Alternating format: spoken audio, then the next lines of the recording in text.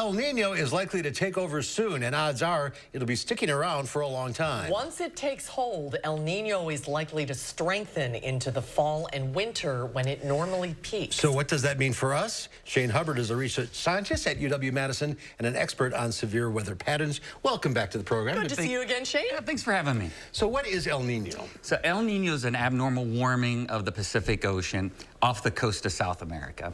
And so we see those warmer conditions, and they are going to progress throughout the summer, into the fall, and over the winter as well. And how is that different than what we're experiencing right now?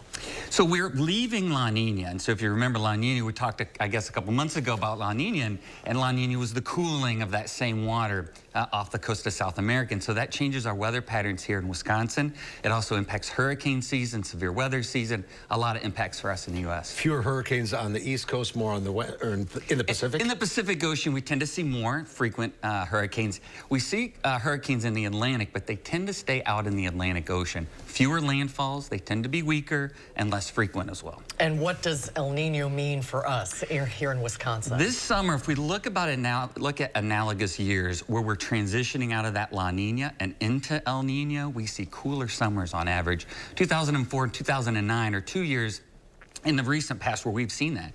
We also see wetter summers. Although we haven't started off very wet, it's been very dry. Yeah. We see that maybe July and August could be the 2 months we see an uptick in our precipitation. And winters. Yes, what about the winter? winter? If you like warm and wetter conditions, then winter is going to be good for you this year. We tend to see far warmer winters.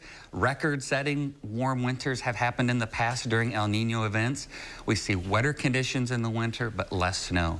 Maybe 40 inches of snow instead of 50. So it's rain and ice and freezing rain. Yeah, all that messy, all the messy stuff. How often does El Nino occur? You know, it's an average of 7 years or so. We can have 2 or 3 in a row. Then we might go 2 or 3 years with nothing, and then La Nina comes about. So, you know, maybe every 7 years we'll see an El Nino. And what precipitates the change? It's the interaction between the ocean and the air and the atmospheric circulation that drives those things. And so they work with each other, actually. So the ocean might be cooling, which changes that air pattern. And also the thunderstorms and the storms that we have in the Pacific change, which also can change. It's sort of a chicken and an egg type of argument. There are other things that force that to happen, but it's a cyclical event.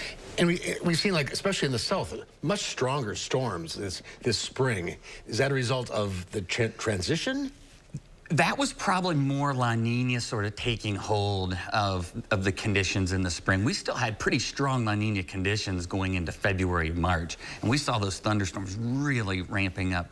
During the El Nino in the spring, we'd expect those storms to be more toward the plain states than we would in the south. We've had 3 La Ninas in a row, you were telling us, and that's very unusual. Very unusual. I think it's happened one other time that we've had recorded in history, and it goes back into the mid-1900s when we started recording. And has El Nino started now? So we are under mild or slight El Nino conditions right now, and that's supposed to continue to strengthen to a very strong El Nino for this winter. But no guarantees on all this.